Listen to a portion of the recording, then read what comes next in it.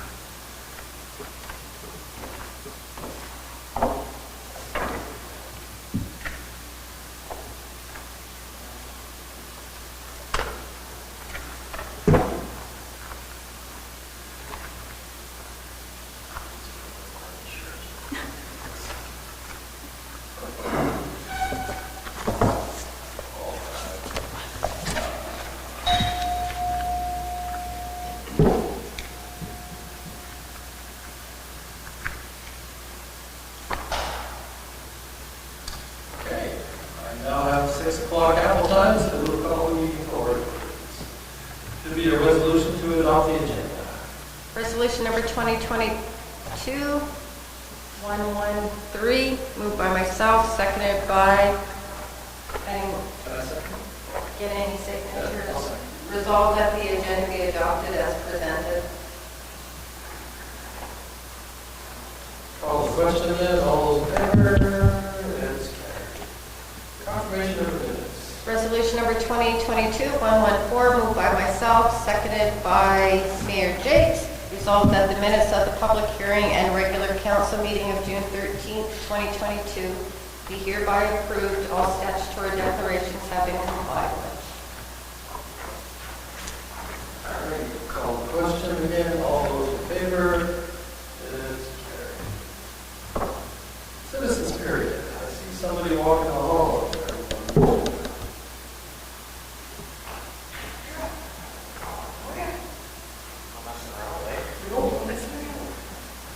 Evening. How are you, sir? Not so bad, everyone. Doing well.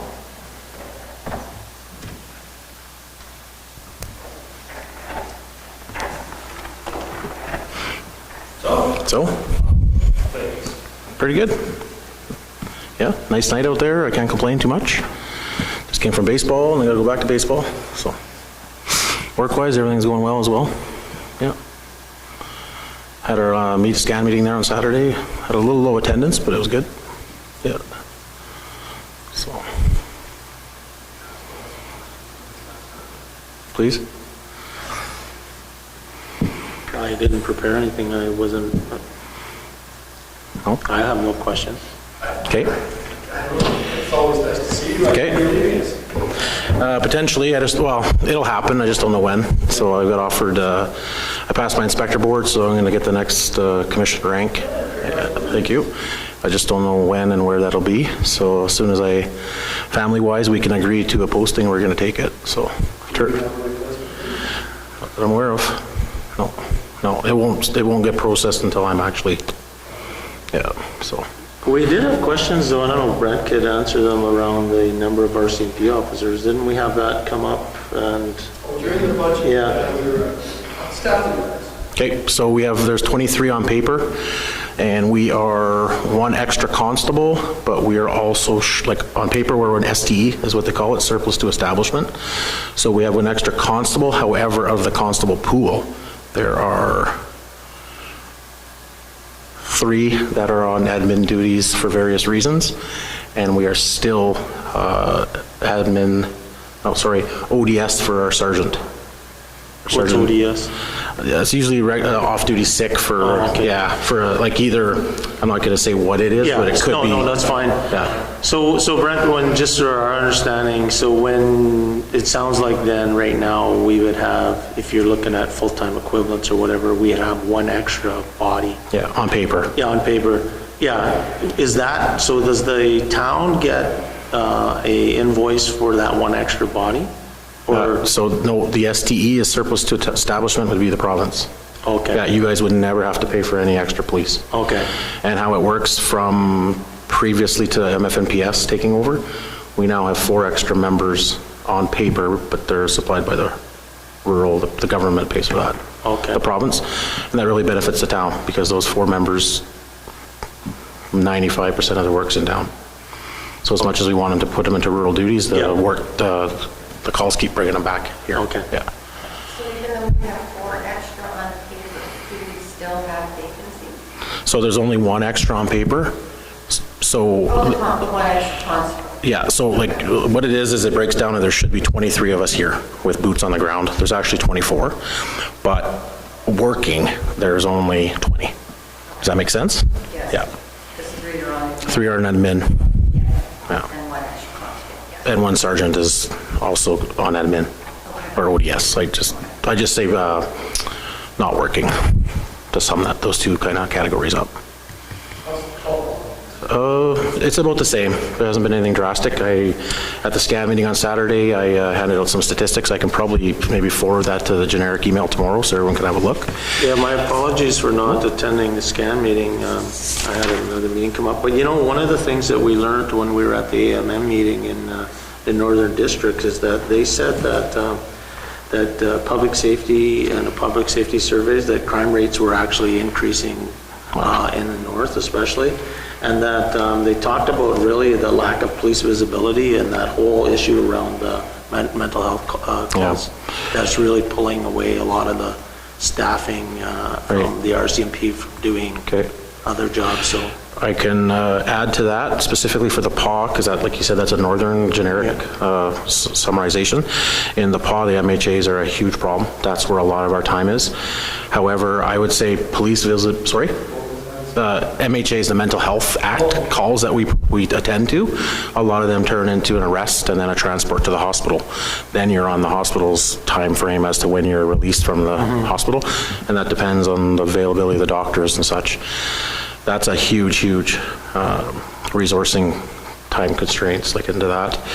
I know I learned that the PAW is going to be one of the test sites. I don't know if you heard this, along with Thompson. I believe there might be a third. I don't remember where the third is, but they're putting in security on a trial basis starting in December at the hospital that will take over these patients from us so that we can get back on the road or back to typing our reports and such. But as far as police visibility, I've heard positives on the PAW side that they see us doing more traffic, and they're more involved than we were when we were short.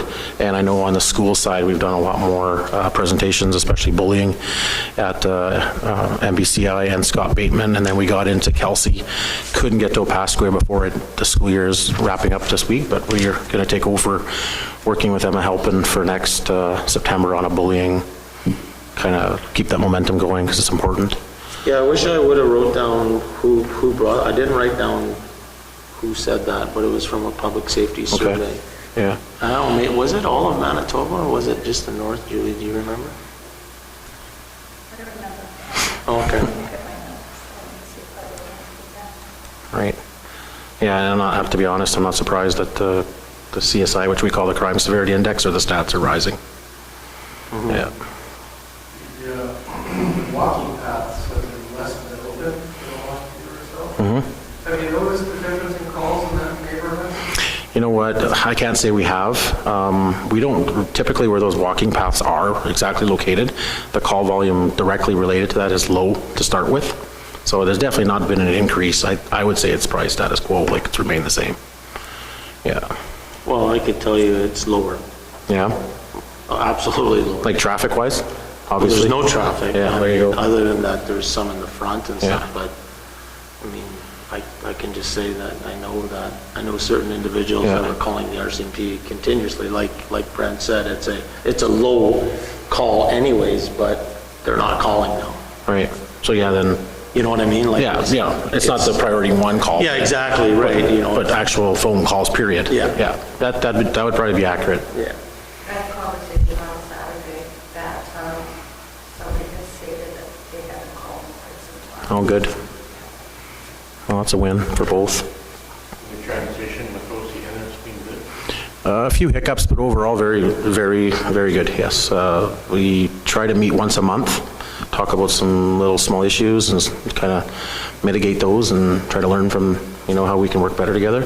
There's been a few things, because it's just such a big change and you're involving so many people, and, some people just, they understand, but some don't, as far as, well, I'm an OCM, but I still want the RCMP. I'm like, I'm sorry, you don't have the choice. You've elected this, it has to go that way, and vice versa, so. At the hospitals where it gets confusing, but yeah, overall pretty good, considering. Sorry? So what I was told, I can't confirm it, but they were supposed to come with 10. I heard they came with 8, and I've heard they're down to 6. So they're supposed to be hiring a couple more. Because initially, I would see the vehicles Right. quite often, and I just don't see them as often anymore. And that's not necessarily a bad thing, that you're not seeing it. I'm curious to know if by chance some of their numbers had declined. Right. Yeah, they definitely were down. I don't know if they've brought that back up. So, but 4 out of 10, that's quite a bit. So, And it's holiday season, so right. Yeah. staff gone, or? So during holidays now? Some. Yeah, we'll try to give everyone 2 weeks holidays just to kind of recharge and get out of town if they do so choose. Some people just stay locally and do the same, and yeah. Are we seeing anything new in the drug ordinance? You know what, nothing new as far as what we know what the drugs are, but still number one out there is that I would say that crystal meth. We're running into a lot of that. Whenever we, do go into residence for the other reason that not drug related, but then we come across that during, pat downs of people in searches, and even some vehicle stops, crystal meth is out there, and a lot of the intel and information we receive is definitely about crystal meth. Not to say that there's not anything bigger or smaller out there, but meth seems to be prominent, which makes sense. No, not, there are, unfortunately, but nothing recent, no. Bigger incidents lately, we had the incident at the jail. I think everyone was aware of that. That's handled by our major crimes. They take the carriage of that. And other than that, we've been lucky. We haven't had anything too large, just steady calls. Is there a public video release on the jail? Yeah. Yeah, I believe there was, yeah. So, yeah. Anything else? Thanks, Brent. Good? Well, you know where to reach me if you do. And I'll send out what the 3 or 4 items that we had at the scan there. I'll send it to the scan email group. Okay, thank you very much. All right, have a good evening.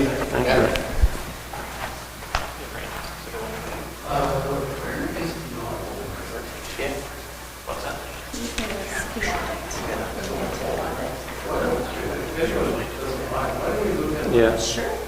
Yeah, absolutely. Must see TV.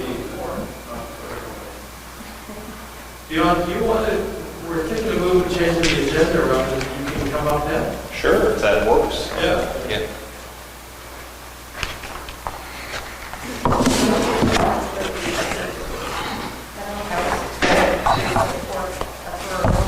I have it.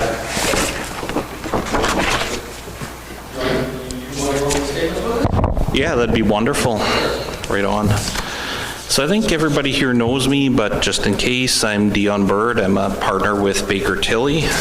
We serve as the auditor for the town of The Paw. So what we've got out in front of you guys today are the draft financial statements for the year ended December 31st, 2021, and then as well some ancillary reporting that we do as part of the audit process. So I understand that these documents are available on your tablets. Please just follow along with me. So what I wanted to do is go through a few highlights just in the audit report and in the statements themselves. So if you move to the second page of the auditor's report.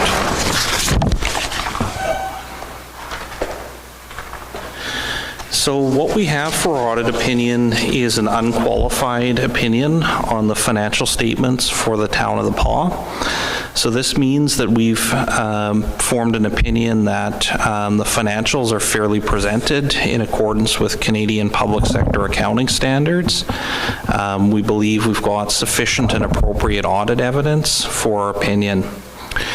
In the financial reporting process, management, those charged with governance being the town council and ourselves, we've each got certain responsibilities in the audit process.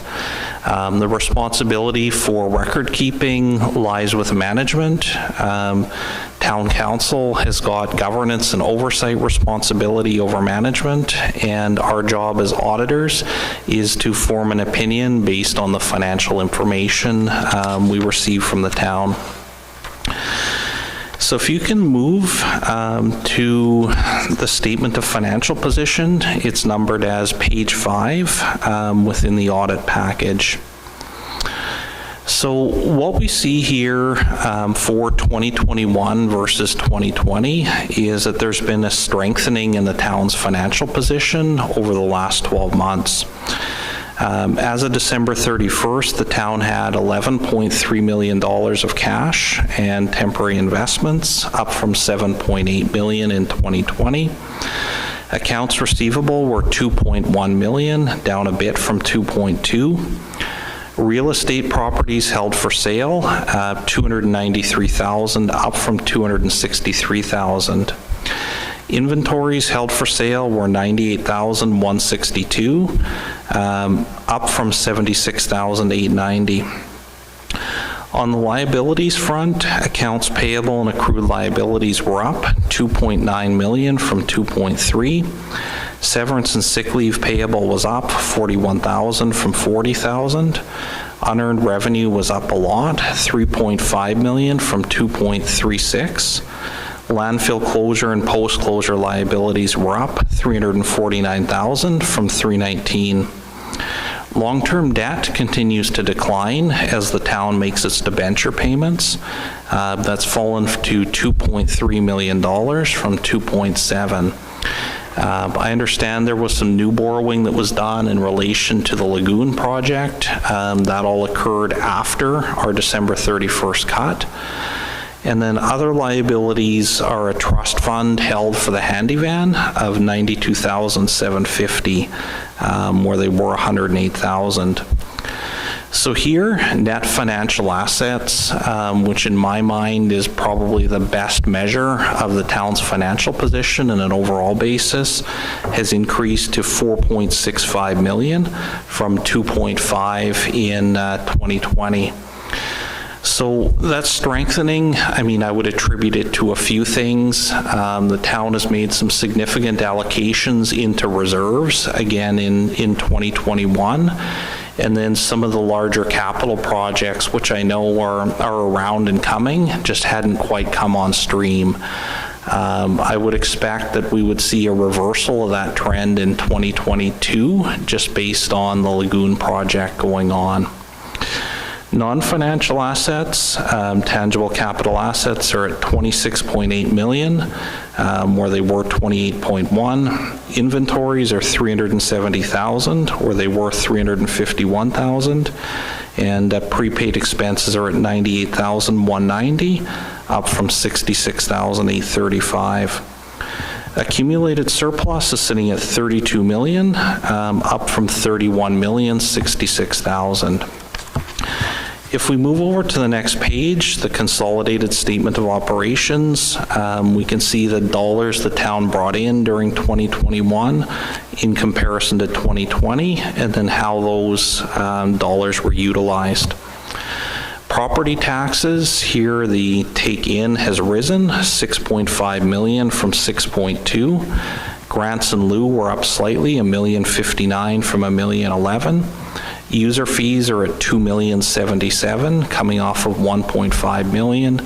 You know, again, these are both COVID years, and we've certainly seen distortions through those numbers as a result of the pandemic.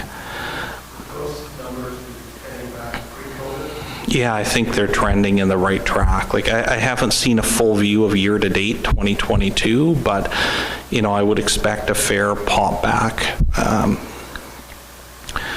Other revenues, $754,000, up from $488,000. Water and sewer, $2.16, down from $2.2. And provincial grants are $1.35, down from $1.6. Other grants, $2,097,000, down to $863,000. So the town turned over roughly $15 million in both years. On the expense front, we've got general government at 1.6, protective services at 3.1, transportation at 3.3, environmental health at 677,000, public health and welfare at 39,000, and regional planning at 9,600.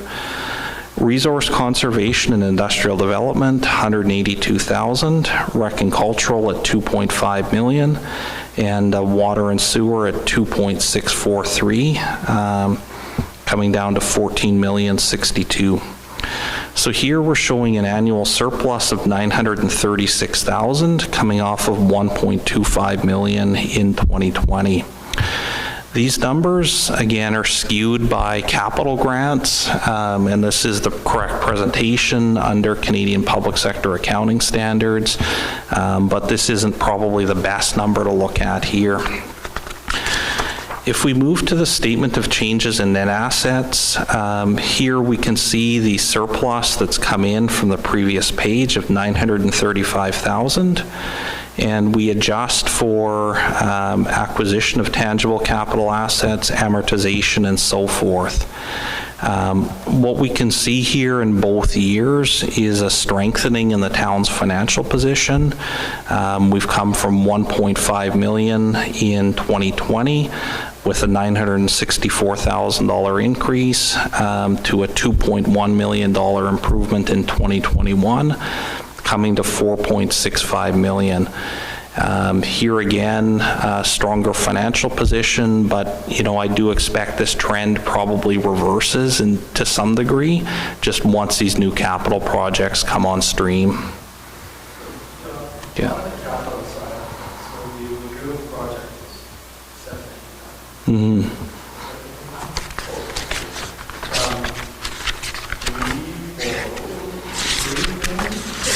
4.2 or 4 point, yeah.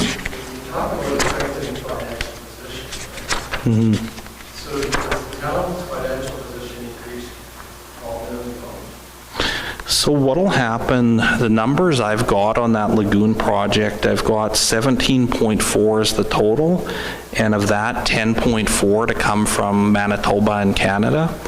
So the remaining amount, 2.1 would come from the utility reserve and 4.8 of debenture.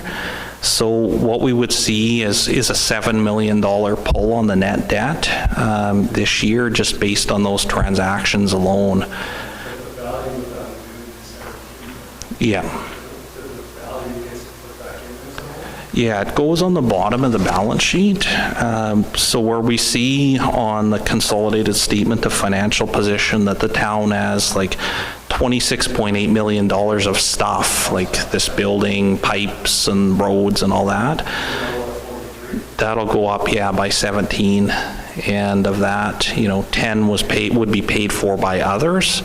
So the remaining 7, yeah, would be a pull on the town's net assets number. So, you know, if But the total would go in, right? yeah, for sure. The full value would go in. Yeah, no, for sure.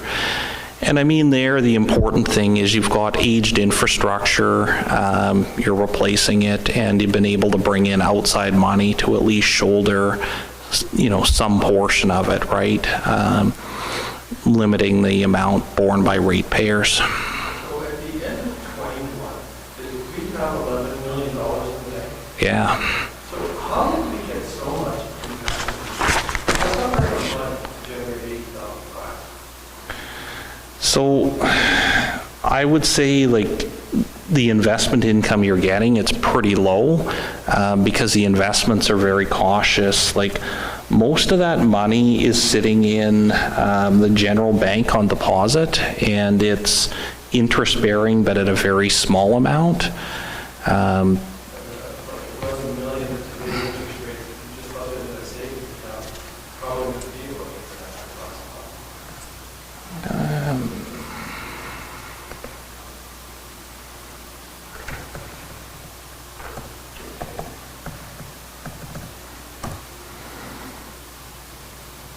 Yeah, like that's about 0.7%, basically, 80 or 90,000 on 11 million. Yeah.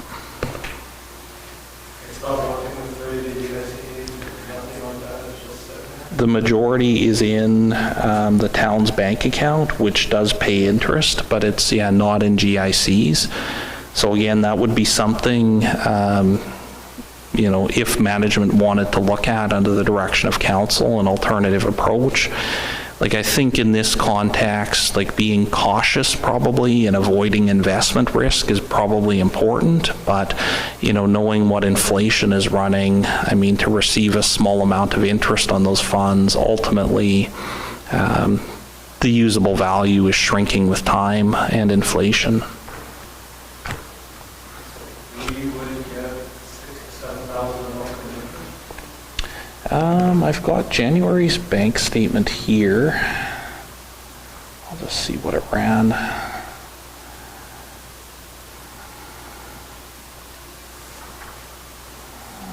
It was just under 10,000 for January 2022. Yeah.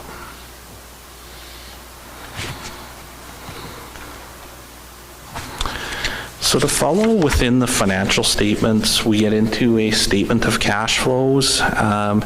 Here we can see the annual surplus coming in at the top and different amounts being adjusted out. You know, what the important takeaway here is that the town is fairly fairly liquid here with $11 million in the bank. To follow within the audit, we've got notes to the financial statements. You know, these are in the standard format set by the province of Manitoba. They talk about accounting policies and then also give different breakouts on, you know, some of the numbers within the financial statements.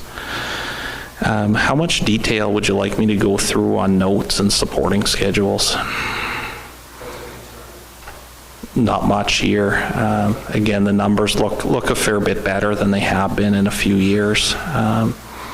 Things look fairly strong compared to the previous track.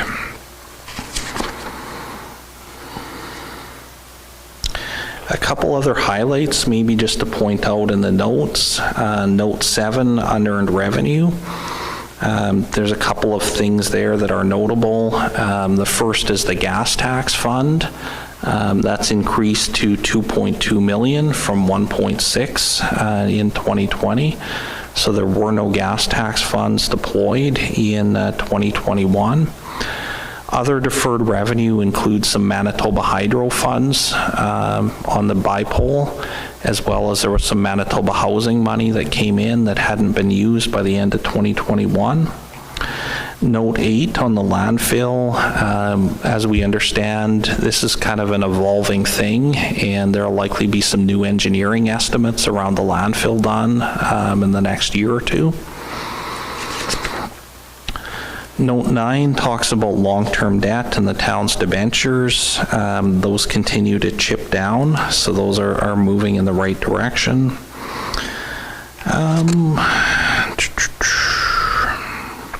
Note 16, there's probably a few highlights there. Accumulated surplus here, we've got the general operating fund for nominal at $57,638 to the good, where that was $404,544 to the negative. Utility operating fund continues to be in a challenged position, negative $964,000 from $605 in 2020. Tangible capital assets, $24.5 million, down from $25.3, and the reserve funds continue to grow, $7.4 million from $6.3. Something we saw in the year, the town's consolidated entities were $881,000 to the good, up from $357,000. So we did see some surpluses around the town's consolidated entities. Note 17 covers the public sector compensation disclosure, and here we've got a breakout of the amounts paid to elected officials.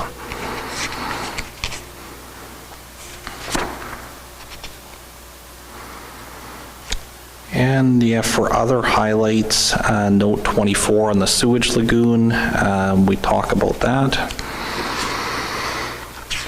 And then beyond this, we've got just a lot of supporting schedules around just drill downs on some of the numbers kind of I spoke about before.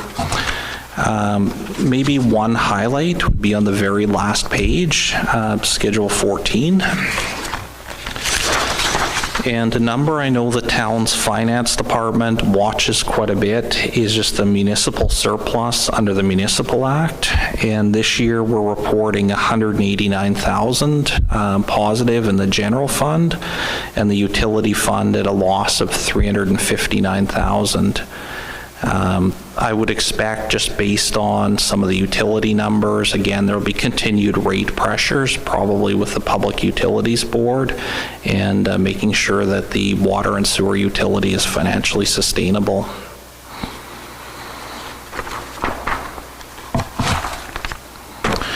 So that would cover the statements themselves, and here again, you know, the picture really is a stronger financial position, unfortunately, till the lagoon project comes on the books.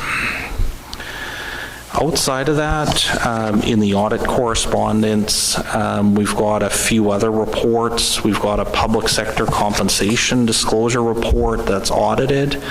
That's something that needs to be available here should members of the public come and request a copy of it.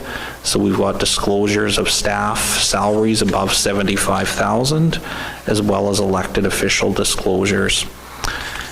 We've also got the federal gas tax reporting. That's a special purpose report prepared for the town, the province, and Canada to report activity under the gas tax fund. And then outside of that, we've got a reporting letter just with a few recommendations for management. That's also part of the package here. Could I ask a question on that? So, because I wasn't really 100% sure. When it came to, well, it's more around the airport and fuel tracking. So Yeah. in the audit report, they said there was 5 airplanes, we billed 3. Mm-hmm. So did we fill 2 airplanes without, like, is there a report when we have those type of variances on fuel losses? Like, I'm asking administratively, do we report that? Like, we know we're supposed to have a half a tank of fuel, and we only got a quarter of a tank of fuel, and we don't know where it went to. Like, how do we report that difference? We would expect Wasco to provide us with a report on that. So with that, in that observation and recommendation on the card lock, should we expect a report from Wasco on that? Because we have 2 airplanes that didn't appear to get fuel. And I guess the same thing in our own garage, like if we have a variance on inventory, and we should get some sort of report on what's going on there. Yeah, and I think at the town garage, replacement to that system is ultimately what's needed. And, you know, I think replacement to both systems was being looked at or in progress, as I understand it. So I mean, it wouldn't be for me to respond to those Yeah, yeah, things, yeah. but, No, I think, no, it's good, like, I wasn't aware of that either. yeah, Good, thanks. yeah. You do other municipalities? Yeah, we do a number of them. That's a hard question in some respects because every community is unique. You know, I would say there's no surprises in terms of the financial position. Like, I think the town has had an infrastructure deficit for a long time, and there's been work done to tackle that infrastructure deficit, but you know, by and large, there haven't been huge reserve funds built up here. So when you have had to go do these projects, it's often resulted in borrowings and debentures. So, you know, in comparison to slightly larger communities, yeah, some have built up some substantial reserves, and the town has never been in a position to really do that. You know, that said, like, the books here are stronger than some other communities that you would probably consider peers as well. You know, all these financial statements are public documents, obviously, so there's definitely an ability to go look and do comparisons because these are public documents. So, you know, I would say financially, probably in the middle of the road is, I guess, what I would say. There's not, you know, large financial reserves banked up here relative to needs, but nor is the town just strapped and deeply in debt either. Infrastructure deficit, that's pretty common. Yeah. Yep.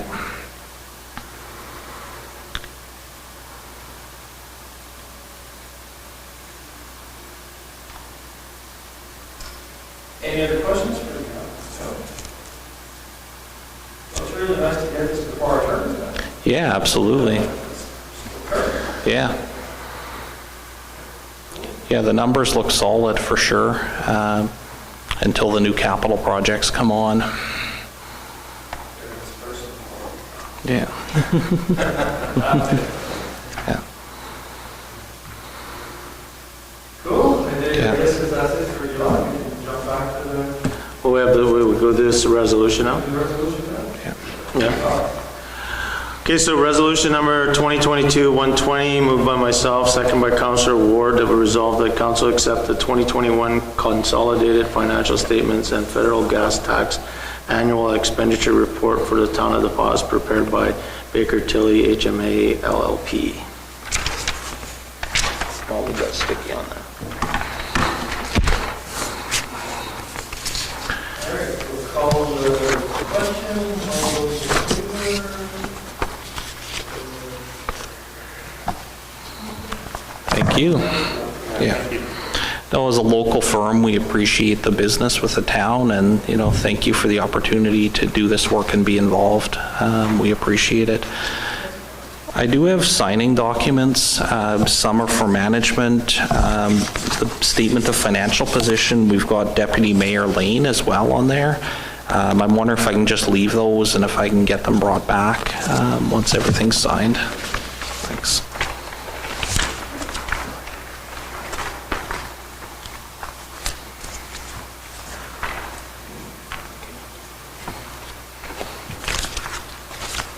Okay, moving right along to bylaws, 5.1. Resolution number, and this is for 157 Bell, the MMS site. Resolution number 2022-115, moved by myself, seconded by Mayor Jakes. Resolved that bylaw number 4630, being a bylaw of the town of Pas to amend zoning bylaw number 4599 be read a first time.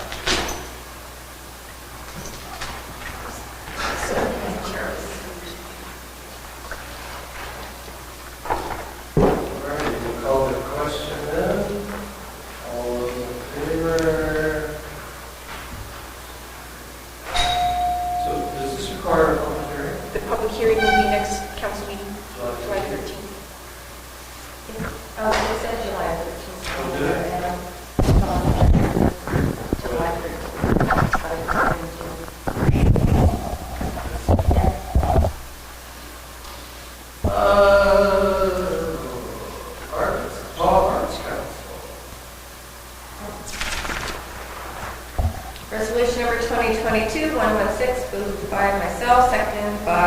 Mayor Jakes, resolve the council approve the Arts Council's request to locate their portable sign on the property of the Sam Waller Museum with the approval of the Sam Waller Museum Board. Cool. Any discussion or queries, questions on this? Well, I guess my only comment is it wasn't approved in the past, but it was because the bylaw didn't support that. Today, the bylaw supports that, so I guess it's up to us if we're okay with that. I'm okay with it if, I don't see any issues. And the old bylaw was that it needed to be moved every 3 months? Is that what it was? 30 days or something? Okay. And you weren't allowed to advertise if it wasn't that busy, so. I couldn't have finished donuts on my own. Exactly. It wasn't so. So just as long as it's not like on the north side of the building where the tree is, where the highway runs, and it's over on the side, it shouldn't be an issue. Right. If it's where the lots are from where the sign was before, it's pretty well right up against the clinic. The museum board. Okay, so we'll call the question. All those in favor? Yes, carried. Payroll and accounts. Moved by myself, second by Councillor Ward, to resolve that council authorize the following accounts pay period number 12 in the amount of $113,199.87. General checks number 28066 to 28127 to 28130 to 28154 in the amounts of $325,842.66. And EFTSs in the amount of $138,003.24.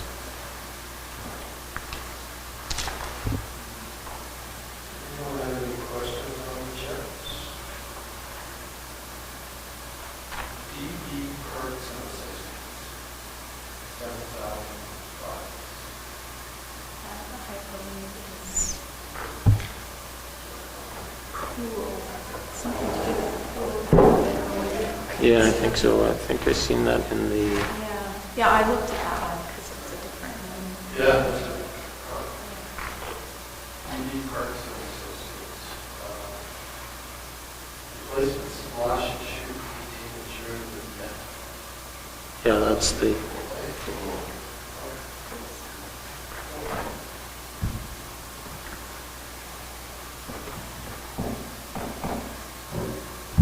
Anyone else have any questions? All right, we'll call the question. All those in favor? Carried. Conflict. moved by myself, second by Councillor Ward, to resolve that council authorize the following accounts, general checks number 28128 and 28129 in the amount of $2,828.00.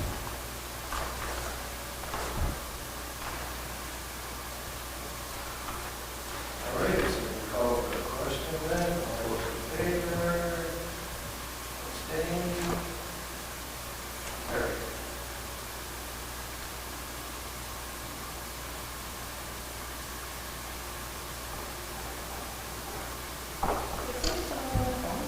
Well, we've left it open in case Larry or Shannon will call it.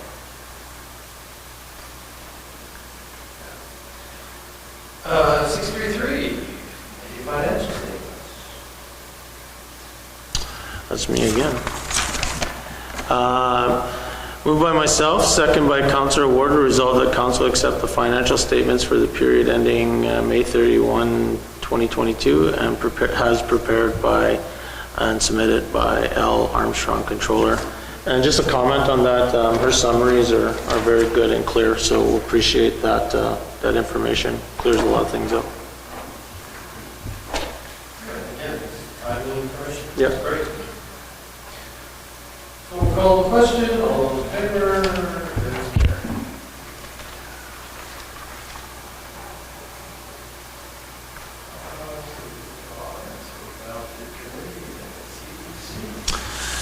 I got one thing that I'd like to just chat about in camera on the CDC. I'm not sure if it needs to be in camera, but I will move it there anyways, just in case. So just a couple of highlights and I'll send. We're not on that part, we're doing committee minutes. There's a Oh, resolution. sorry. Yeah, I forgot that we're sending our minutes now.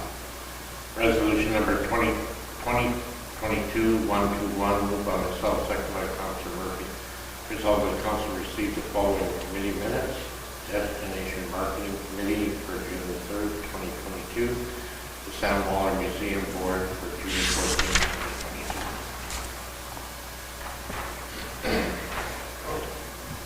All right, call the question again. All those in favor? Just a note though, I should have mentioned, I didn't see, where the DMC minutes weren't on in there. I think it should have said CDC, my apologies. The resolution is Yeah. amended. Instead of DMC, it should be the CDC.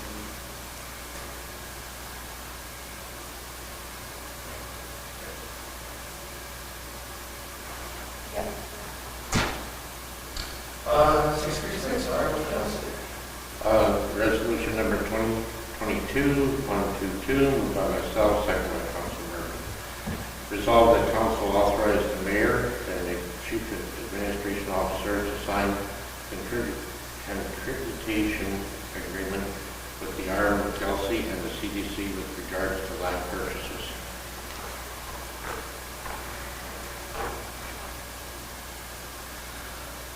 Okay, we'll call the question on that. All those in favor?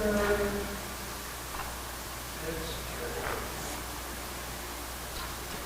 Northern Division Transportation Program. Resolution number 2022-123, moved by myself, second by Council Murphy. Whereas Council of the Town of La Paz received concerns from resident ratepayers about the timelessness with which Northern Patient Transportation Program reimbursements are being processed. And whereas due to the ever-increasing cost of living, it's important that these grants are issued as quickly as possible. Therefore, be it resolved that Council of La Paz requests that the Northern Health Region examine the reasons for the extensive time requirement to issue reimbursements under the Northern Patients Transportation Program and take all possible measures to expedite the issuance of these reimbursements. Well, this was an issue brought forward by the mayor of Snow Lake. For support, apparently it's an issue that affects all regions. So, questions, discussions? Call the question. All those in favor? Opposed? In favor, Carrie? Yes. Carrie.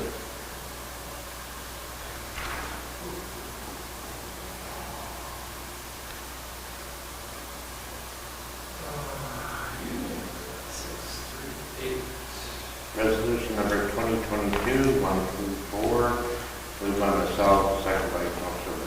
Resolved that council authorizes the mayor and the assistant chief administration officer to sign the memorandum of agreement with QP Local 745 based on a salary increase of 2% per year for 2021 to 2022 with the same terms and conditions as existing contract expired on December 31st, 2022.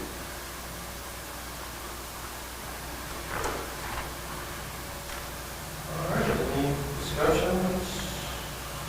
I think that's good. It's a good job by the union and administration on, coming to this and giving us more time to actually work through the details, so appreciate it. All right, so we'll call the question. All those in favor? It's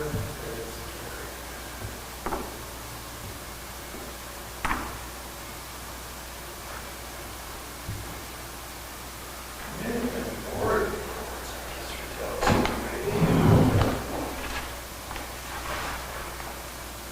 Museum Board. Councilor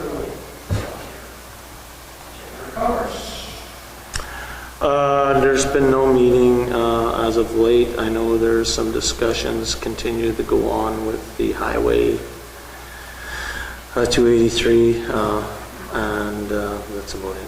That's all I can say right now. We didn't have a meeting. We haven't arranged anything the last while. Well, the AGM was just held a couple of months ago, yeah. The president is Jill right now, although we've had discussions about having, because the Constitution or whatever the guidelines are doesn't allow her to continue to be the president, but there's nobody wanting that position.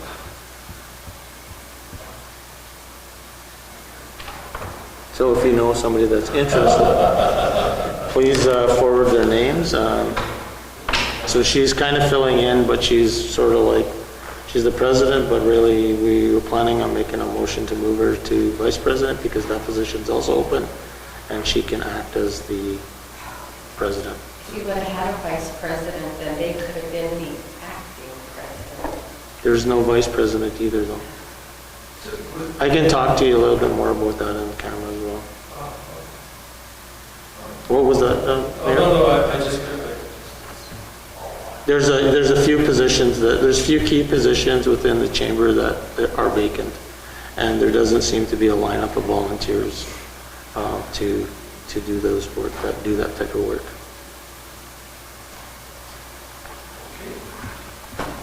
CDC. Okay, so as I mentioned, I have one thing I'll move to camera around the land purchase because it has some financial implications or discussions that may be required. So, but Jackie did provide an update. The Highway 283, the Gateway Keewatin Corridor Group, they've met. Minister Doyle Pinuik, the infrastructure transportation guy, he said there's no need to lobby anymore, that they are fully aware and that this is on their priority list. So that's good news for our area. The Clearwater Lake Campground, so they are working with that HTFC planning firm. They're gathering information. It's going to put together some stuff to give us different options. And Jackie's planning a follow-up meeting in mid-July to determine site selection and narrow down some details. So once we get some more information, we'll get on that. The MMF development, revised development agreement between the town and the MMF will be coming to us in the very near future. So stay tuned. The 283 land, she's creating a marketing plan right now to promote the land to neighboring regions. And as I mentioned, I'm going to talk a little bit about some of the other details on that. She's working with a consultant to create that welcoming package. So that was sort of, if you go back and look at that long-term economic development roadmap, that was one of the things that was there, as well as that housing needs assessment to partner with other community organizations to fund this project and what type of housings, numbers, all that sort of stuff that's required. Jackie also provided, and I'm going to email this stuff to you guys as well. But Jackie also provided a trip report from that she did went to Toronto. She said it was very good, although very mining, obviously geared, but was able to really get the PAW on the map with some key people, including the leader of the opposition and the federal side. So she was able to rub shoulders and make contact with a lot of people, and she did gain a lot of information from that and contact.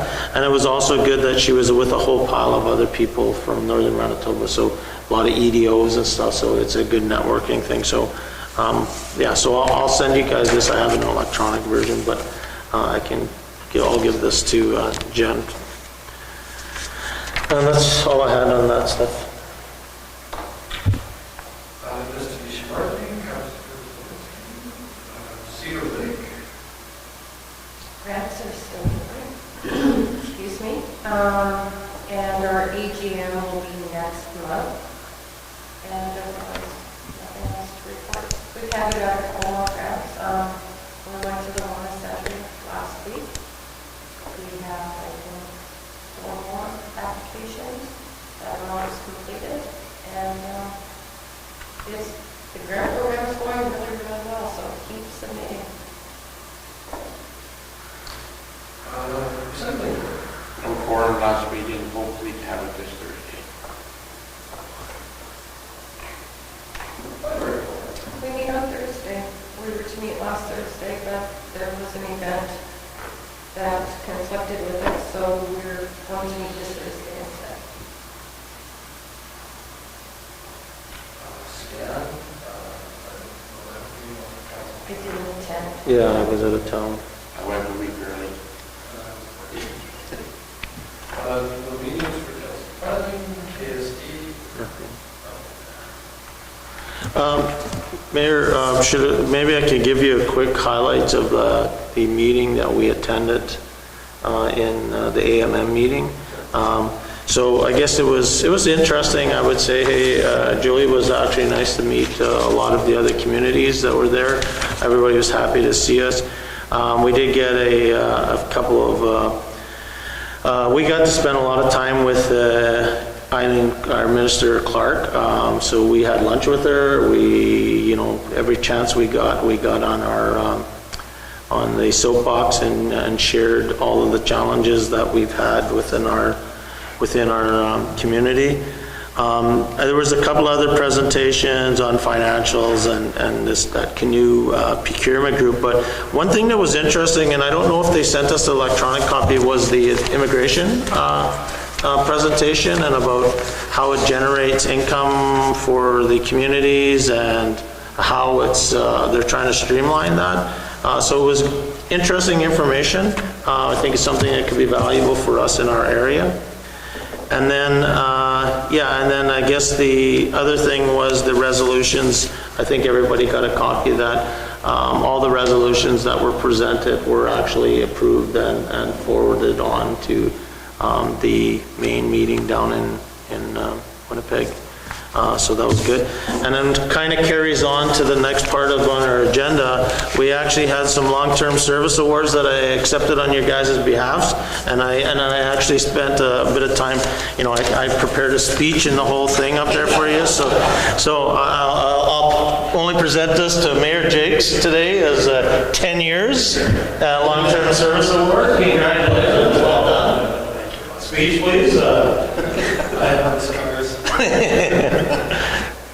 No, it was great recognition and good recognition to you, Mayor Jakes, for, that's 10 years is a long time, and I know the pay is not huge for the position that you take, so we appreciate all your efforts and commitment. And then also, Trevor, Councillor Lane, and Councillor Zielinski were also presented with 5-year awards, and we'll wait for their speech when they come and we can do a formal presentation, so they're not getting their awards yet.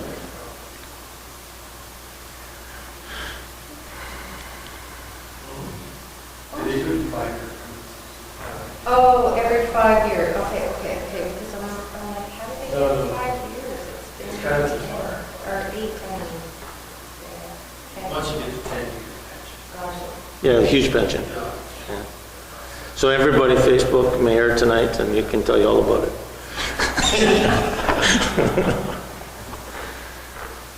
Alrighty, correspondence. One time road funding, letter of agreements. Questions about that? $66,000. Yeah, that's what I was looking for, the number in there. I just skimmed this today. That's what it is, 66,000.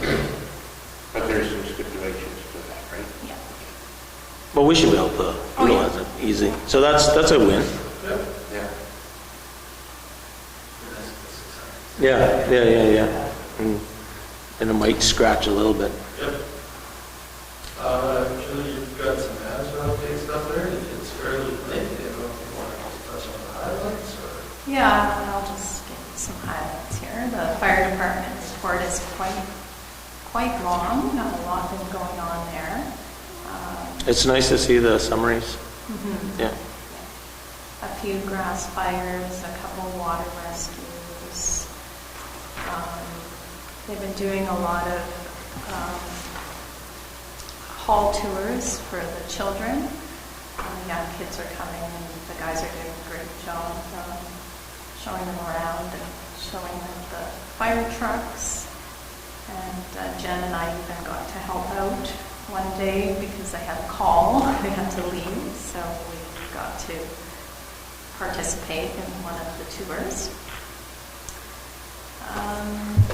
Under maintenance, the green team, the students, they continue to maintain the ball fields, the soccer fields, and the parks. There has been some positive feedback regarding the condition of the ball diamonds this season.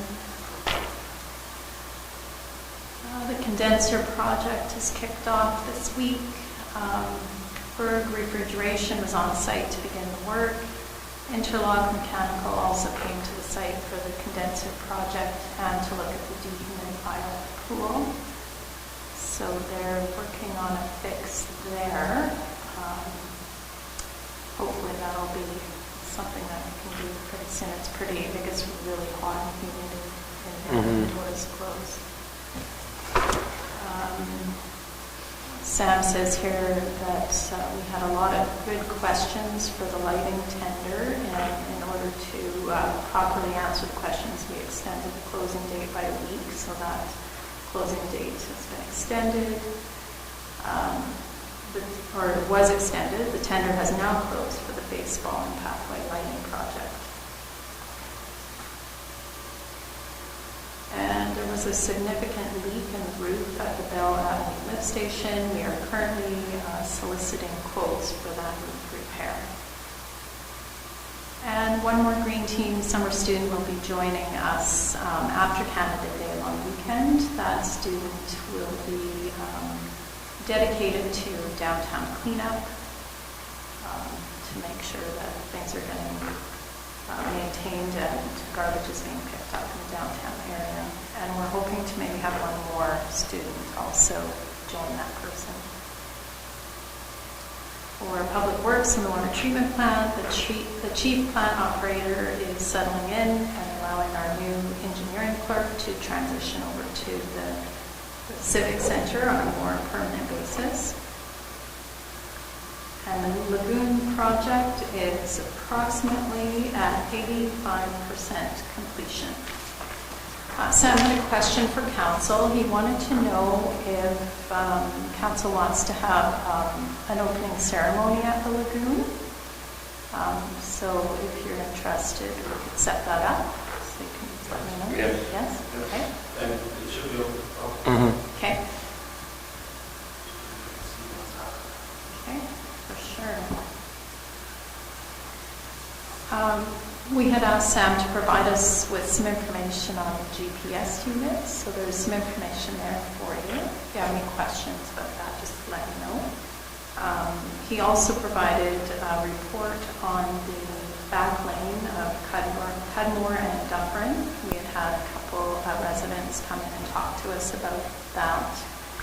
So he's... Oh, go ahead. No, go ahead. No, I was just going to say, so just when I read that part of the report, which is good, and I appreciate Sam putting that together, but what is the cost though? Like when we're saying, when I read that, it's saying that it's, it needs to be fixed, but when I don't know how much that is, like what is that fix? Is it $1 million or is it $10,000? Yeah, we have to put together an estimate. Yeah, and I mean, looking at what Sam has written, which is good, it looks like it's significant. Yeah.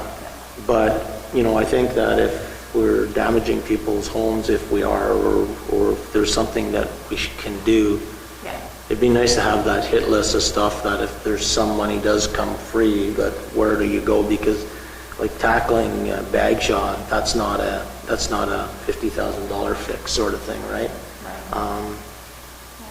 So. No, I can certainly get him to give us some rough estimates. Yeah, no, it'd be good to have that on the list for sure. That would be my Yeah. opinion, thoughts anyways. Yeah, I will ask him to do that for sure. Okay, going on to the museum.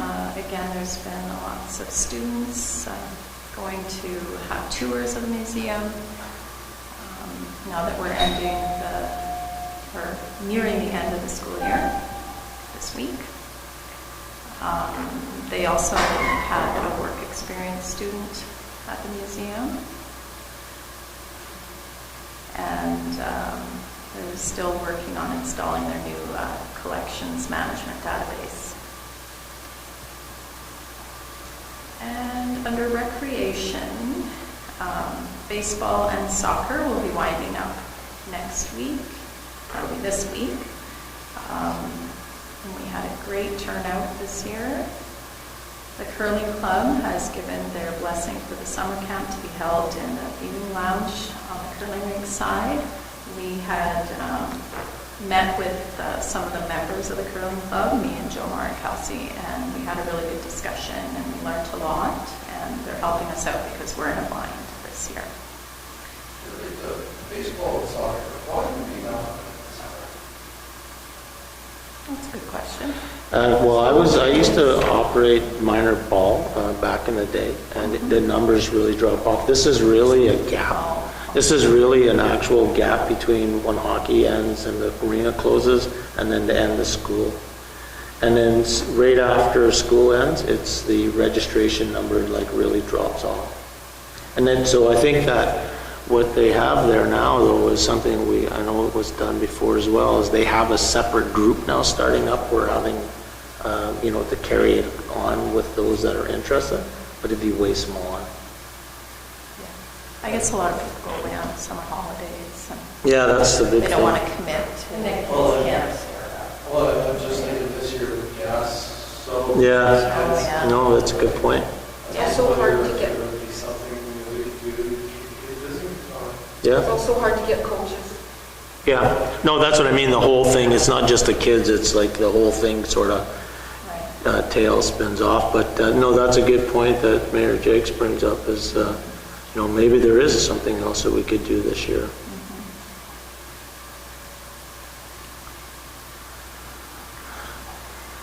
Okay, so we've also initiated our discussion with the curling club for a new rental agreement for their space, so we're working on that. The grad is being set up today, and it takes place on the 29th. And the Pride Parade was a success, and they had a good turnout from the Recreation Department. And Kelsey Rank will be leading with the PAW Minor Hockey and the PAW Skating, I believe, TPSC? Yeah, Skating Club, right? figure skating. Yeah. For planning for the ice scheduling for the 2022-23 season. So for myself, I visited Scott Bateman grade 6 class with Councillor Murphy the other day, and I believe Councillor Atkinson had been around there too to take a peek at their project. One day prior. Oh yeah, it was cool, very cool to see their little project that they had done up. And again, like I said, we met with the curling club, me and Jomar and Kelsey, to discuss the new agreement.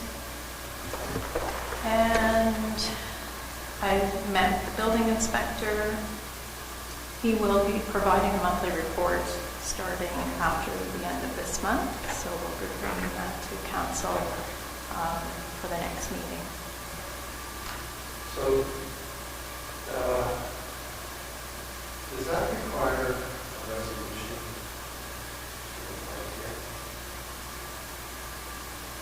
I don't The reason I believe ask so. is he's sort of like a regulatory official, right? Yeah, I can look And into council that. hasn't appointed, Right. you know what I mean? So Yeah. it- I don't, Building inspector is appointed as a designated officer through the designated bylaw. So you have to do that, right? No, it's already done. There's a designated officer bylaw, and in there it's the CAO, assistant CAO, municipal superintendent, building inspector, fire chief. It appoints the position, Oh, I not see. the actual person. I see. So whoever's in that position is a designated officer. Okay, Right. all right, cool. Just so I wasn't sure. yeah. Okay. Jen and I met with the staff sergeant regarding the municipal employees that work over at the detachment office. And the assessment branch got back to me about questions. There was 2 questions, one about Airbnbs and one about comparables. So Lori says that the Airbnbs is a hot topic at this time with municipalities, and we can change the tax liability to Class 60 if the property is not occupied and not rented out on a long-term basis. And she talks about what council can do if we would like to make that change. But it's just, can you just remind me what Class 60 is? I think I know, but I believe higher that's tax rate? commercial, right? If that's commercial, right? Class 60. 65 is, I'm not sure. yeah, like is it a business tax now, like what the hotel would pay versus what a residential?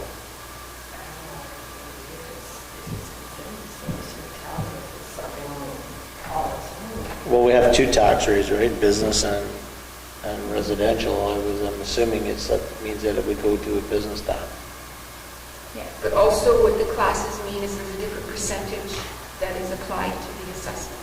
Yeah. Oh, okay. So is anyone from the town watching out for these properties, if they exist? I'm not sure. I haven't got any information on any of these. But I guess is what she's saying is if we do find out information about this, that we can forward it over to her. But Probably should apply to these properties. Right. Right. Mm-hmm. Yeah. It's not fair to the members of the day. Now doesn't enforce it on those that don't. It should. Right. Is there, do we have it? Like, I don't know. Is there a lot of Airbnbs? Is there a If you few? go on Airbnb, you'll see them. Okay. Okay. And they pop up every time. Yeah, I've seen a few at the lake, like, but I've never, like I said, I don't really pay much attention. I see it on social media once in a while, but, Yeah. okay. I'll go on Airbnb. I don't think I've ever been on it actually, so Yeah. I'll go check it out. Okay.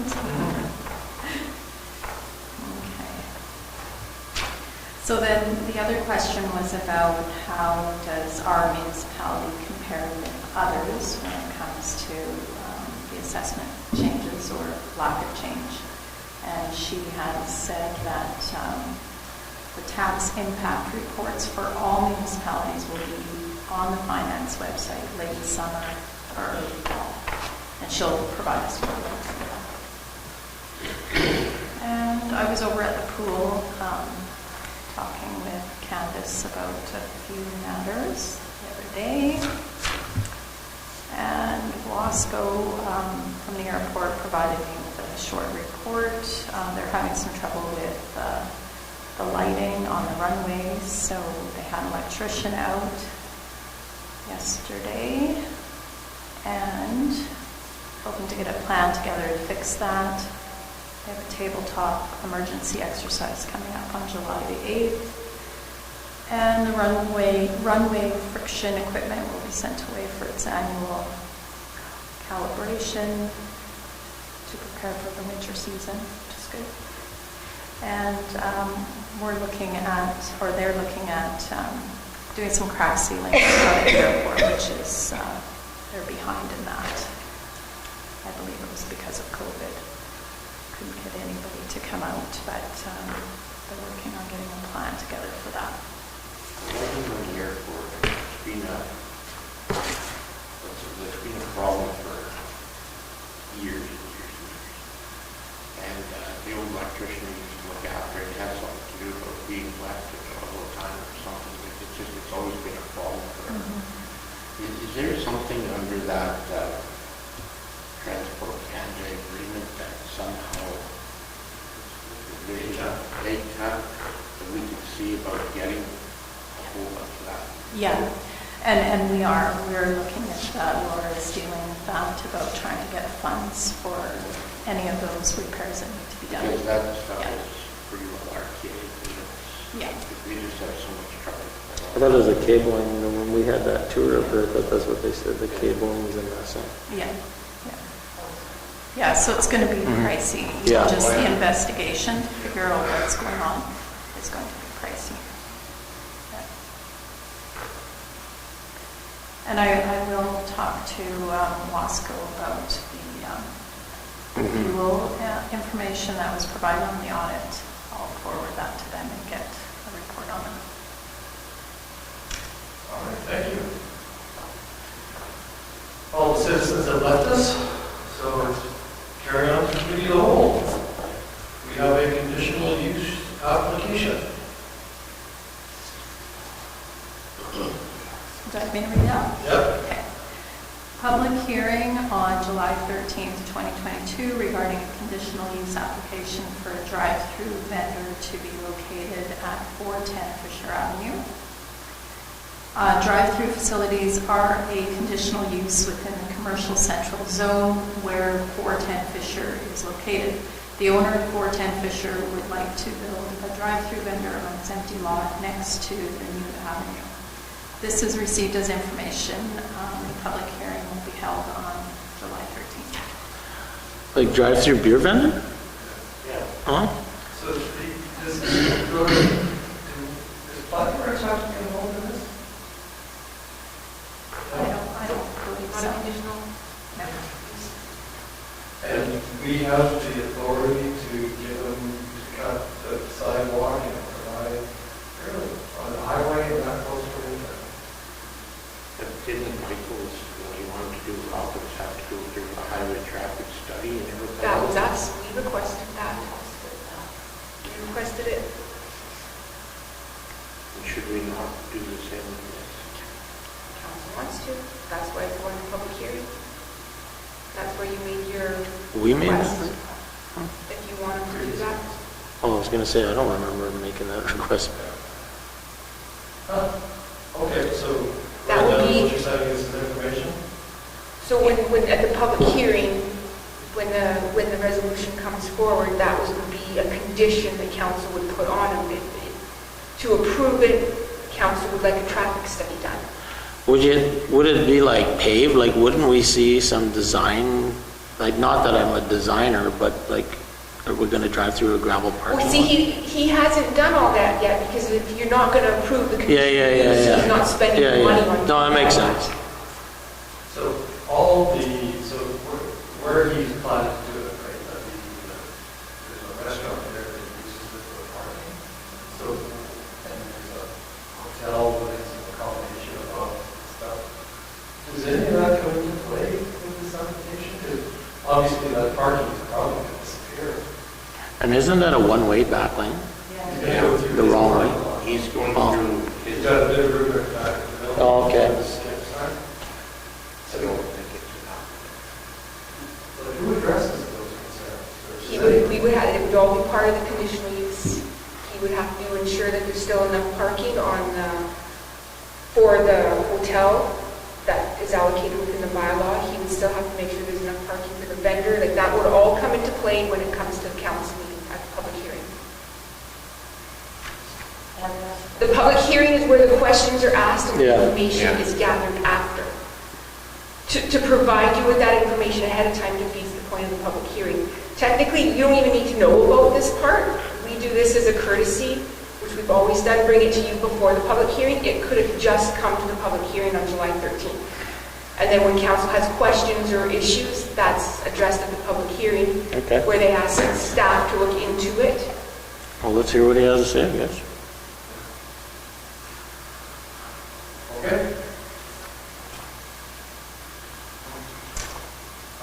Notice review resolution 2206. Okay, so this is brought forward because we talked about reversing a resolution or rescinding a resolution.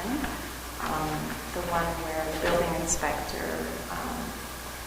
had ordered that the roof structure at 226 Fisher be removed, and it was supposed to be removed by June 1st.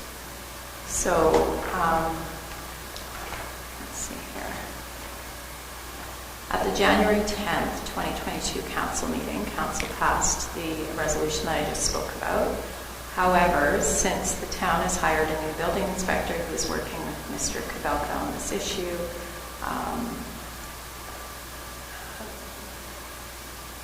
just a minute here. So the structure has not been removed to date. At the June 13th council meeting, this was discussed, and the mayor requested that this resolution be brought forward for review since it was not acted on. And as per section 139(1)(b) of the Municipal Act, a council may not reconsider or reverse a decision within 1 year after it is made unless a member gives written notice to the council from at least one regular meeting to the next regular meeting of a proposal to review and reverse the decision. Therefore, this issue sheet is noticed to council that resolution 2022-006 will be on the July 13th agenda for review. So this is for your information. Sorry, I jumbled it all up. No, so I'm just a little confused, okay?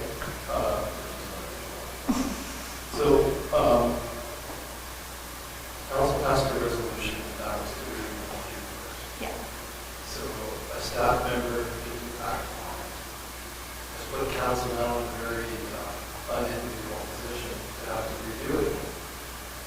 But maybe council wants to stand by its decision and not make it. Will the staff member act upon it? Or is that an unfair question? Because we've been presented with nothing resembling anything new information as to why the council resolution wasn't acted upon. I think it's a fair statement. We made our decision, and if the new person has information that they could share with us, I think that'd be fantastic.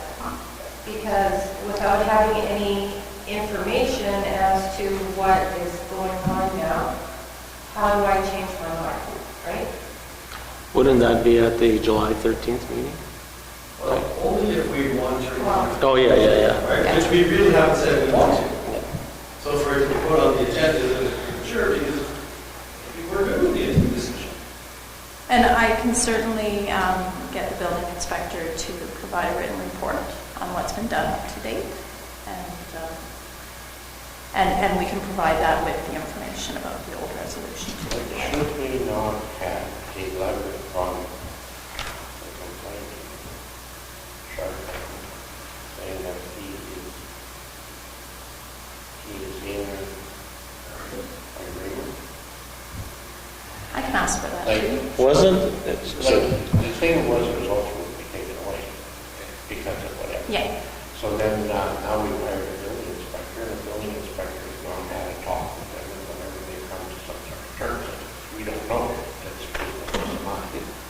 So the thing of it is that we have no written proof, or no proof brought to us by anybody to say what has really happened. So, just so I'm clear, so our resolution, or our discussion was, it had to be removed because it was violating a bylaw. Yeah, so, but if the building inspector visits and they can meet code, it doesn't mean that it has to be torn down. But I think what the mayor is saying is that if there's more new information that it required a bit of time to make the changes to meet the code, then I guess that's the request that we would need to see, right? But we're certainly pushing it ourselves. Yeah. Right? Because we passed a resolution that was to have been acted upon by now. And a new person in the organization to follow on. It has now put us back in the position of where we were. Did the resolution say that it had to be removed? Yeah. Do we have the authority to do that, to remove it, or to make it meet code? Yeah, okay. It's not something we just Yeah. I mean, I guess maybe I think we need more information. Yeah, I will get the building inspector to provide us with a written report on what has happened to date and the timeline and information about its discussion with Mr. Chartrand. Yeah, I would think Yeah. we have to have a written thing from Mr. Chartrand stating he's in agreement with the decision that. The changes, yeah. By whoever, whatever, and,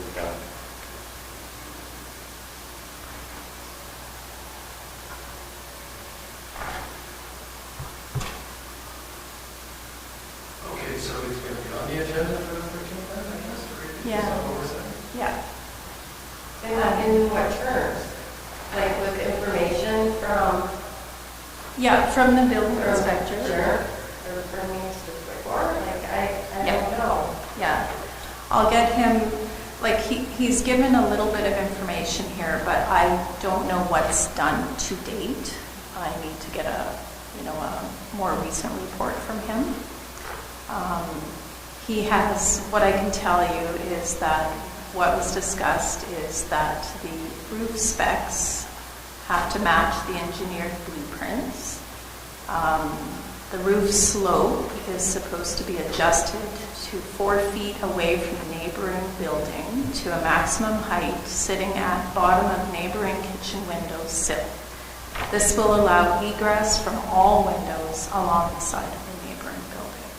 and that was the Will there be an engineering drawing of that? It sounds like, yeah, that has to meet that engineering drawing. Yeah, yeah, yeah. So will we have an engineering drawing for this meeting? Yes, and I believe there already was some engineered drawings, so. It showed like a tile. It looks like a tile. Just like Or is that by engineering? Yeah, well, I seen the first ones that were, yeah.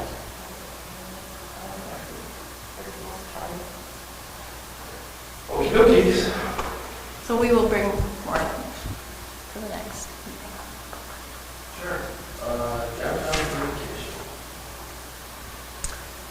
Okay, so this one, some concerns were brought forward about the town of the Palm Flowers. So there was concern about the request for quotation, that it should have included some basics so that everyone was quoting on the same assumptions. So, for example, the size of pots, the number of flowers and plants to go into each pot, types of flowers.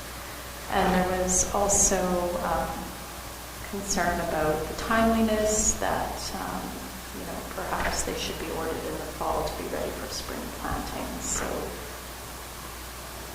this is for discussion, if anybody wants to talk about this, and also just to let you know that we have talked to the staff about planning ahead for next spring, so and hopefully to do it a different way. I think we're still missing some plots. Okay. I think we're still missing the big ones, fat ones. I believe, I never looked at it the other day, you were there. And there's someplace else that the big ones were at. And I took a walk along the other day, and I don't know what their watering pattern is or who's doing the watering or whatever, but if you felt it was pretty dry. I think it's in here that somebody is starting downtown after July 1st. Yeah, that's right. And the thing is it's like Mayor Herman suggested about the way the snowfall up there. It's like we're in here in the fall. Yeah. Somebody, whoever, whatever. And I think, like, we in our budget had to put money aside for it. So, no? And we didn't. We didn't put any this year. Oh, I thought we There were quite a few things that were kind of missing this year. But greenhouses, they do their planning in the fall. Yeah. Like all the greenhouses do their ordering and their planning in the fall, so that when spring comes and it's warm enough for them to go outside, they pick them up, they put them outside, and there you go. Like it's just, when I had mine, that's what we had to do. You have to let them know in the fall what plants you want to have for sale in the springtime, and then you get your plants. And if you don't give them your order ahead of time, you don't necessarily get what you want, you get what you get. So, having Terry say that, like in September,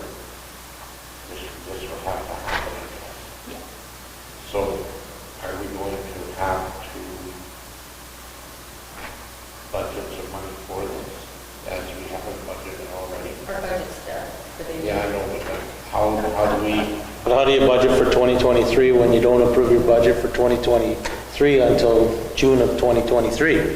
That's the problem. So I think, no, and I mean, but this is always a problem with planning ahead. And I think when you think about it now, is you should be budgeting your 2024's budget in 2023's to be able to spend. The flower's always a year ahead sort of thing, but And if people don't know how the industry works, you can't plan ahead either, right? So it's probably good that we're having this conversation so that people now know, like, we did have this conversation though, I think even a couple of times that's what since. the DMC in the chamber. That's what I was gonna, well, I don't know about the chamber, but I know the DMC is a good funder for this. I don't know if the chamber is gonna fund, No. flowers. They, back when our first year.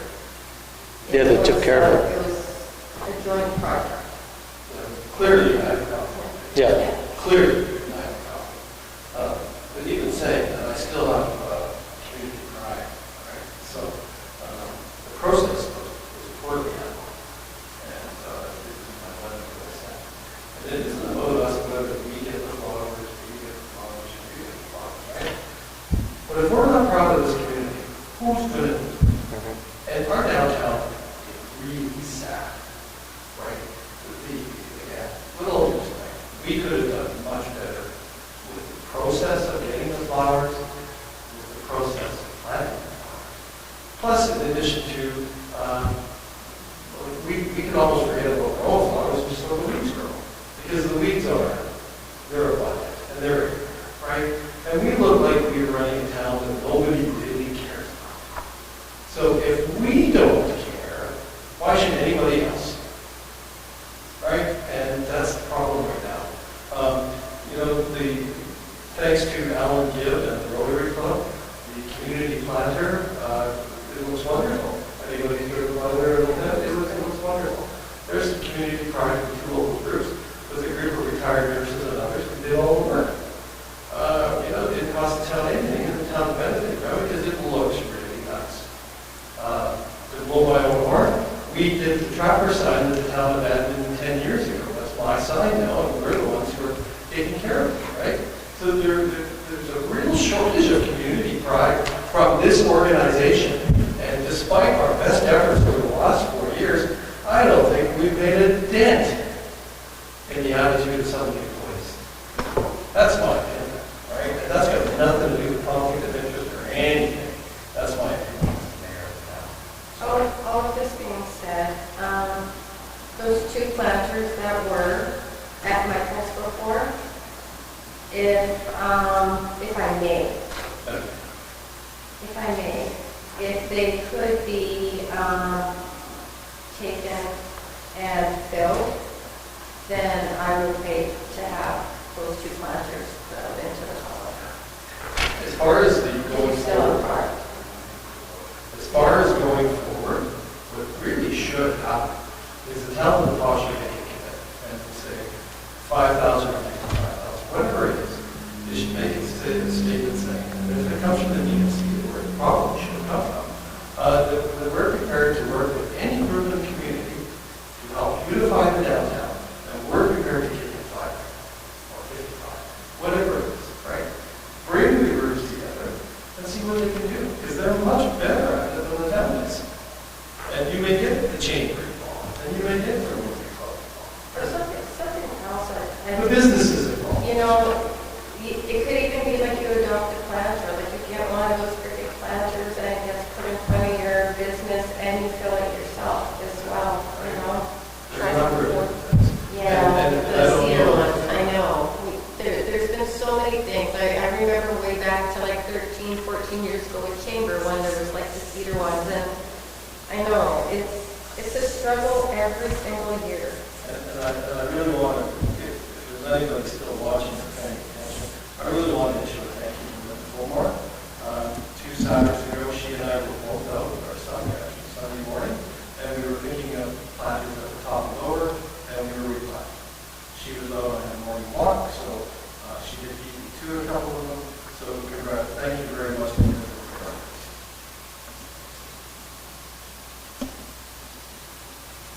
So there's some food for thought for the staff for the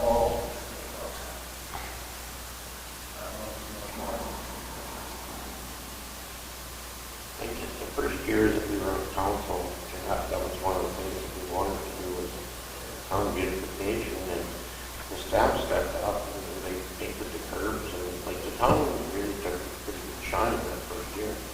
But ever since, that just seems to be. And maybe it's because it's staffing, maybe. We can't forget though, that like we didn't budget for it, so I know. to me, it doesn't fall on the staff. It doesn't fall on the staff. It kind of comes back to us too. And like we all met at the Wascana, and it was huge, huge. There was tons of people that all got together and they said, let's do this, and we did, right? And then there was COVID. And this year, the ball was dropped. So that being said, I don't know if somehow, because like there's a lot of things for council to try and make sure that you get fireworks, you get, you know, the plants. So do these somehow need to be placed into, say, recreation's budget? Like, I don't know, I'm not disrespecting recreation in any way, but should fireworks be put in their budget? Should, since they're kind of overseeing Green Team, possibly should the flowers be put into recreation's budget as well? Should they be put into the heads? Didn't we take it back from them, though? Wasn't the discussion at one time when we had volunteers doing that, that the council decided at that time that this is a Town of the Paw task and they should be doing it? Well, I think it had to do with funding as well. That was the funding We part. were funding it. Oh, okay. Okay. But if the conversation is not brought up, then flatline, right? And that's the thing, is that like this year, there were so many things in budget that we wanted to make sure the taxes weren't going up, and just to make sure the budget was smooth. Wouldn't the destination marketing committee maybe want to try to make our that nice? Wouldn't that be part of it, that big destination marketing? We're able to convince somebody to come to the call for a visit, and we'll take your cheese, what's the price? We don't want to have a sandwich. I don't know, I just think that's part of their budget. I could be wrong.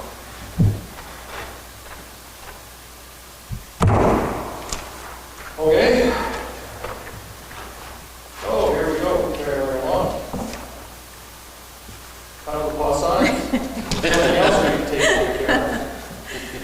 So the PAW Adventure Territory signs on the north and south end of the PAW need to be replaced. The one on the north end has been destroyed by the wind and half of it has fallen over. And I did see, I'm sure it was that sign the other day, I did see somebody dismantling it, but I'll check when I drive home tonight. In speaking with Jackie from the CDC, she believes she can find some funding for this. The signs will be redesigned as well because the wolf is no longer the town's logo. And so any discussion on that? That's good. Some information for you. So is somebody going to bring forward Eh? a design? Yeah. I can't hear you, Karen. We have to get some designs, we have to get some quotes. Yeah. Did you, how's that in Carrie? Like I couldn't hear you. Possibly Cedar Lake, could be a ground floor one. Oh, okay, good. Possibly.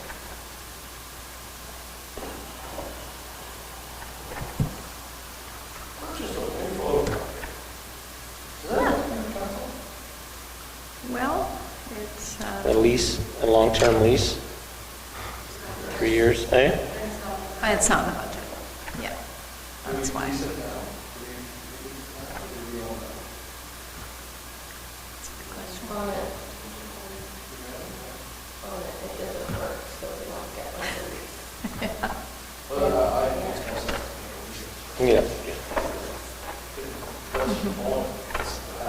Yeah. Yeah, exactly. Okay. So we'll bring a resolution for the next So, meeting for that. In office, okay, but in your office equipment, do you not have enough in your budget for that it didn't need to come to a resolution, like office equipment, like, and the paper and the copies would be like office supply? So I'm not sure, maybe Laura, but yeah, it's like just I a can- box. Yeah, I can clarify with Laura, but I'm assuming that she looked at the lines and decided that this was outside of the budget, so that's why she was bringing it forward. Okay, we're updating the fine schedule. Yeah, so again, this is for your information. I know it's a lot of information, but we thought we would present it ahead of time because when we do have it finished and finalized, we'll have a resolution with it. And instead of you seeing it for the first time when a resolution comes, and then if anybody's going through it and has any ideas for changes or if they have suggestions, please let us know. The only question I had about it, and this falls for almost every single category, is the second and third offenses. They all have lines through them. So does that mean that they're just going to remain the same? Or are they not going to exist? Okay. Gotcha. Some of your fines and fees, have you compared them to other communities and how they relate? Yes. We're around. Yeah, Jen did some work on this a while ago. She compared to Thompson on Swan River, Dauphin, and Portage.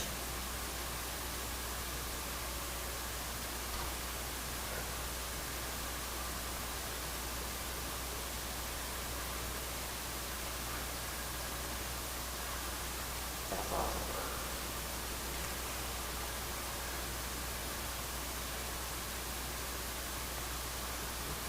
And there will be a number of bylaws too that will have to be changed, so we'll be bringing those forward at the same time.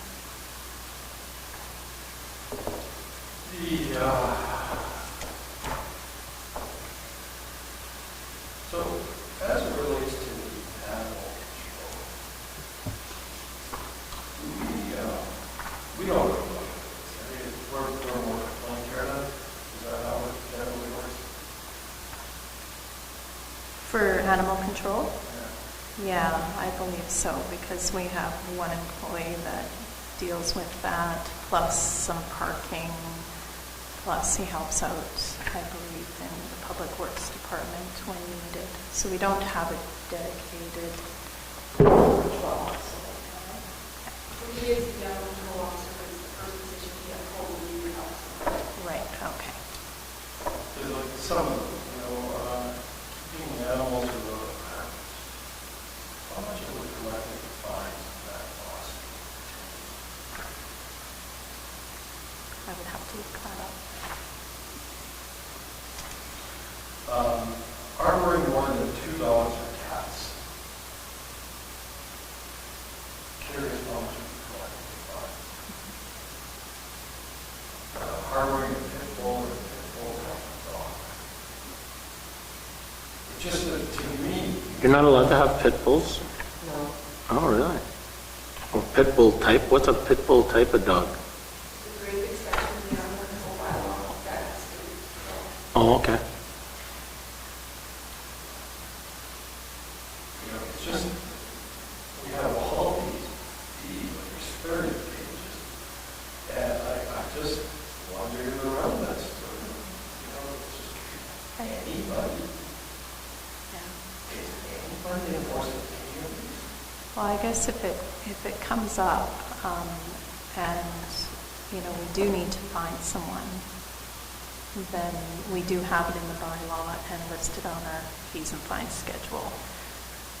Hopefully we don't have to fine people, but if we do, it's all written and it's there. And we got all these other towns that have contracted fees. How much did we collect last year? Contractors. We had one today, actually, that had come in, a roofing company. So that would have been, I think they were going to be paying the $500. And how many we bought in? I would have to look that up. I do know the Canadian Craft Papers actually put in, when we found out about this, we actually put in our terms and conditions that they must register a business license with the community. Yeah. So if, it probably wouldn't hurt to give their purchasing department a call, just because they do have their major outage coming up with bringing in many, many contractors.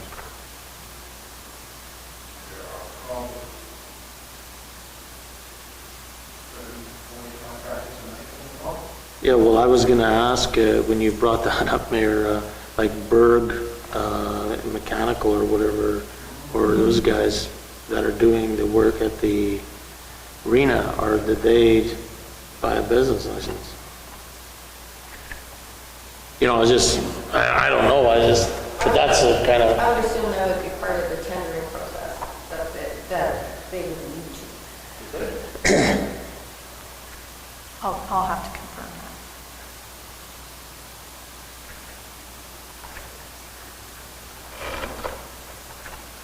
Yeah, it is interesting now.